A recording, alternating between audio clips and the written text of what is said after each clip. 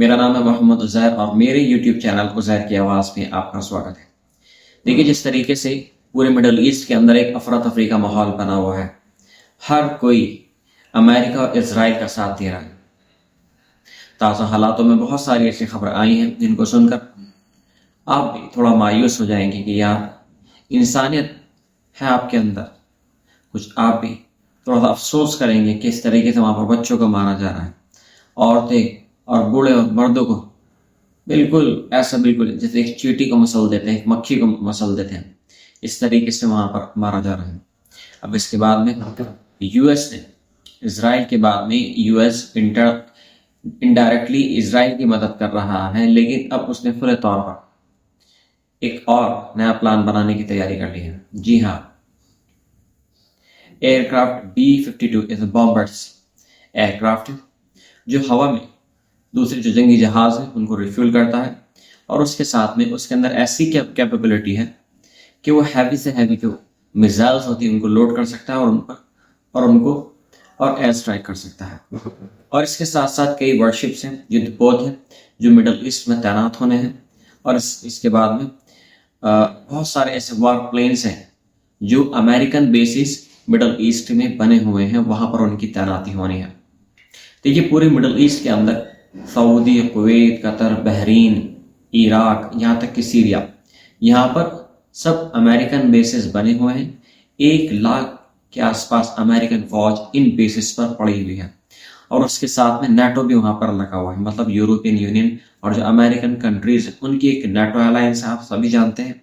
तो वहां पर भी उनकी जो फौज है वहां पर लगी हुई है, ताकि वो प्रोटेक्ट कर सके इराक से और ईरान से मिडल ईस्ट के अंदर। क्योंकि पहले सऊदियों को और यूएई को, जो अरबों को, उनको डर था कि सद्दाम हुसैन के टाइम में अगर, क्योंकि उनके पास में तो इतना असला बारूद, इतनी ताकत नहीं है उनके दिलों के अंदर, इतनी मजबूत नहीं है कि वो लड़ाई लड़ सके, तो लिहाजा उन्होंने अमेरिकन फौज की मदद ली, अमेरिकन फौज और नाटो की मदद ली। नाटो अलायंस वहां पर पड़े बेसिस बने हुए हैं।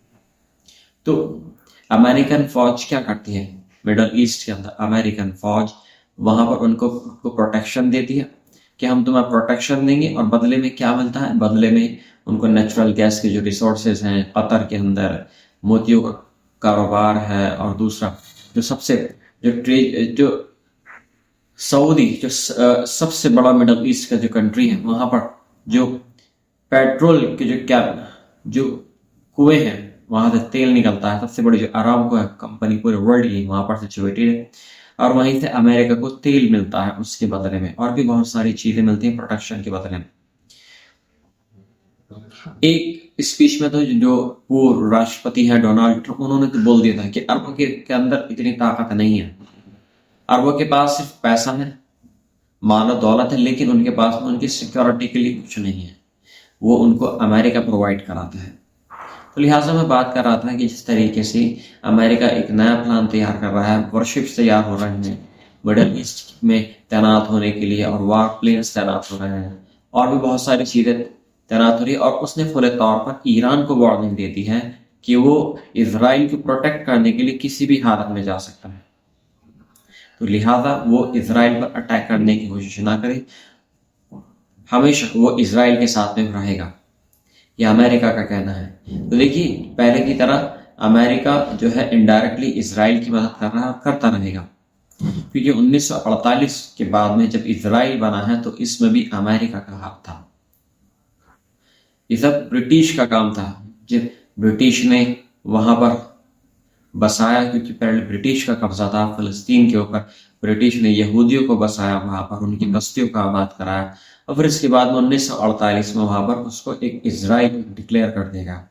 आहिस्ता आहिस्ता आहिस्ता जो और अरबी ममालिक मुल्क थे उन्होंने इसराइल पर कब्जा अटैक कर दिया। लेकिन आप देखिए कि नया मुल्क क्या कर सकता है? कुछ नहीं कर सकता। लेकिन अमेरिकन फौज और इसराइल के साथ में मिलकर उन्होंने जब जब अटैक किया अरब ममालिक मुल्क ने, उनको हार का सामना करना पड़ा, और आहिस्ता आहिस्ता इतना सा कि इसराइल था, और जब जब इस पर अटैक हुआ, बहुत सारे जॉर्डन का कुछ इलाका है, गोलान हाइट्स का कुछ इलाका है, तो आहिस्ता आहिस्ता आहिस्ता ये सब इसराइल में मिलता चला गया। अभी देखिए गजा का हाल क्या हो रहा है। अब गजा को जो तैयारी हो रही है गजा की, वो गजा की तैयारी हो रही है, उसको इसराइल में मिलाने की तैयारी हो रही है। वहां पर जो सेटलमेंट की तैयारी हो रही है, जो इसराइली हैं, इसराइली सेटलर्स, वहां पर अमेरिकन कंपनीज हैं, जो रियल एस्टेट कंपनी है, उनके साथ उनके कॉन्टेक्ट बने हुए हैं। इसराइल ने अमेरिका के साथ में कोऑर्डिनेटेड किया हुआ है कि हम इसको खत्म कर रहे हैं, आहिस्ता आहिस्ता फिलिस्तीनियों को यहाँ से निकाला है, तो यहाँ पर यहूदी बस्ती अब आबाद होगी। तो यह अब आहिस्ता आहिस्ता ये प्लान तैयार हो रहा है।